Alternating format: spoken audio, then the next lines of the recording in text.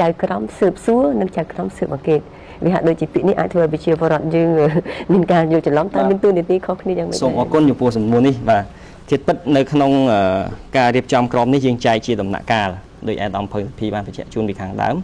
នៅក្នុងដំណាក់កាលនៃនីតិវិធីព្រំដែនយើងចែកចេញជា4ដំណាក់កាលធំៗគឺដំណាក់កាលនៃការស៊ើបអង្កេតដំណាក់កាលនៃការចោទប្រកាន់ដោយអัยការដំណាក់កាលស៊ើបសួរហើយនឹងចុងក្រោយគឺដំណាក់កាលជំនុំជម្រះនៅក្នុងន័យនេះដើម្បីបែងចែកឲ្យបានច្បាស់រវាងដំណាក់កាលនីមួយៗនេះក្រមនីតិវិធីព្រំដែនបានជ្រើសរើសពាក្យដើម្បីធ្វើការបែងចែកនៅពេលដែលយើងនិយាយអំពីការស៊ើបអង្កេតគឺសំដៅទៅដល់ដំណាក់កាលដែលស្ថិតនៅក្រោមការចាត់ការរបស់នគរបាលយុតិធធម៌ហើយនឹងអัยកា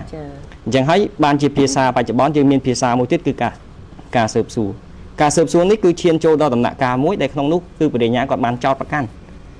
់ហើយក៏បញ្ជូនរឿងទៅចៅក្រមម្នាក់ចៅក្រមនោះដែលទទួលទុកនោះគេឈ្មោះថាជាចៅក្រមស៊ើបសួរដែលការកំណត់ពាក្យនេះគឺខុសអំពីច្បាប់នីតិវិធីព្រំដែនឆ្នាំ1993ដែលយើងចំណាំតែប្រើពាក្យថាចៅក្រមស៊ើបអង្កេតឬចៅក្រមអង្កេតអញ្ចឹងចាប់ពីពេលនេះតទៅយោងតាមក្រមនីតិវិធីព្រំដែនគួរតែប្រើពាក្យថាជាចៅក្រមស៊ើបសួរឬហៅថាចៅក្រមស៊ើបហៅកាត់អីយ៉ាងទៅបាទអញ្ចឹងពាក្យនេះគឺមានការខុសគ្នាបាទហើយក្រៅពីនេះគឺយើងមានទាំងចៅក្រមស៊ើបសួរនិងព្រះរាជអាជ្ញានេះខ្ញុំចង់សូមឲ្យដំបញ្យល់វិញព្រះរាជអាជ្ញាឬមួយក៏អัยការតែវាមានការខុសគ្នាយ៉ាងម៉េចជាមួយនឹងចៅក្រមស៊ើបសួរហ្នឹងចា៎បាទសូមអរគុណចំពោះសំណួរនេះតាមពិតធាតុពិតគឺជាជំរឿក្នុងប្រព័ន្ធក្រមនីតិវិធីព្រំដែនដោយអាដាមភៅសុភីបានបញ្ជាក់ជូនខាងដើមគឺក្រមនេះគឺបានអនុវត្តបានរៀបចំដោយគោរពនៅគោលការណ៍ធំមួយចំនួនហើយក្នុងនោះមានទាំងប្រពៃណីផ្នែកច្បាប់ផងហើយដើម្បីធានារណភាពគឺក្រមនេះបានផ្អែកមួយផ្នែកធំទៅលើច្បាប់ស្តីពីនីតិវិធីព្រំដែនឆ្នាំ1993តែតាមរយៈច្បាប់នីតិវិធីព្រំដែនឆ្នាំ1993នោះគឺយើងឃើញថាមានការបែងចែកទូនីតិខុសគ្នារវាងបរិញ្ញាជាមួយនឹងចៅក្រមស៊ើបសួរចៅក្រមស៊ើបអង្កេតបាទនៅពេលនោះអញ្ចឹងនេះគឺជាជំរឿប្រព័ន្ធមួយដែលបើយើងពិនិត្យទៅតាមច្បាប់នីតិវិធីព្រំដែនឆ្នាំ1993ក៏ដូចជាក្រមនីតិវិធីព្រំដែននេះគឺយើងឃើញថាអង្គការអัยការដែលក្នុងនោះយើងស្គាល់ជាពិសេសគឺដល់បរិញ្ញាបានអ្នកដែលធ្វើការនៅក្នុងអង្គការអัยការនោះគាត់ជាអ្នកចោទប្រកាន់ក្នុងរឿងព្រំដែននៅពេលដែលគាត់ចោទប្រកាន់ហើយជាគោលការណ៍គឺគេមិនអនុញ្ញាតឲ្យគាត់ធ្វើការស៊ើបសួរទៀតទេចា៎គឺគាត់ត្រូវបញ្ជូនរឿងនេះទៅឲ្យចៅក្រមស៊ើបសួរចៅក្រមម្នាក់ទៀតដែលទទួលបន្ទុកដើម្បីធ្វើការស៊ើបសួរគឺបានន័យថាគាត់ជាអ្នកស្វែងរកនៅផុសតាងទាំងឡាយដែលផុសតាងនោះមានផុសតាងដាក់បន្ទុកផងនិងផុសតាងដោះបន្ទុកផងនិយាយជារួមការងាររបស់គាត់គឺចៅក្រមស៊ើបសួរជាអ្នកស្វែងរកការពិតដោះបន្ទុកមានន័យថាម៉េចបាទខ្ញុំនឹងបកស្រាយជូនអំពីពាក្យថាដាក់បន្ទុកយ៉ាងម៉េចហើយដោះបន្ទុកយ៉ាងម៉េចប៉ុន្តែមុននឹងចូលដល់ពាក្យនេះសូមបញ្ជាក់ជូនទៅលើចំណុចមួយគឺតាក់ទងជាមួយនឹងការងារនៃការបែងចែកមុខងាររវាងការចោទប្រកាន់ជាមួយនឹងការស៊ើបសួរក្រមនេះគឺបានរក្សាប្រពៃណីគឺរក្សាទុកនៅស្ថាប័នស៊ើបសួរដែលយោងទៅលើហេតុផលមួយធំគឺធានាការស្វែងរកយុត្តិធម៌ឲ្យកាន់តែមានភាពសុក្រិត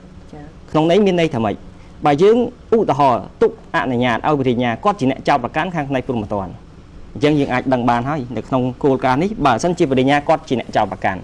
ហើយបើយើងឲ្យគាត់ជាអ្នកធ្វើការស៊ើបសួរទៀត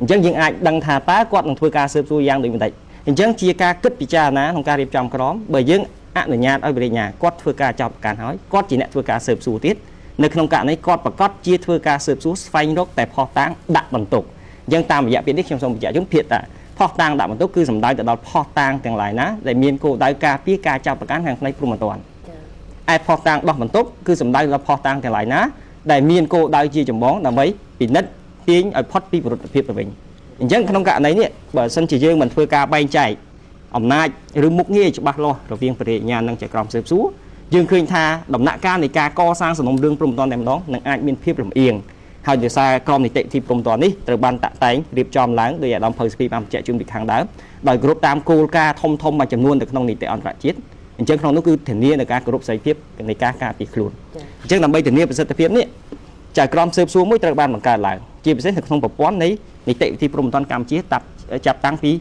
សម័យសង្គមរាស្ត្រនិយមអញ្ចឹងនៅក្នុងនេះគឺចៅក្រមស៊ើបសួរគឺជាចៅក្រមឯករាជ្យមួយអញ្ចឹងគាត់អត់ស៊ើបសួររកតែផុសតាងដាក់បន្ទុកទេជាចៅក្រមឯករាជ្យមួយមិនស្ថិតនៅក្រោម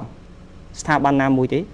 មិនស្ថិតនៅក្រោមអัยការហើយក៏មិនស្ថិតនៅក្រោមស្ថាប័នណាមួយទេអញ្ចឹងគាត់ស៊ើបសួរស្វែងរកផុសតាងទាំងឡាយណាដែលអាចបង្ហាញការពិតនៃរឿងអញ្ចឹងការបង្ហាញការពិតនៃរឿងលុះត្រាតែគាត់ទៅរកផុសតាងទាំងដាក់បន្ទុក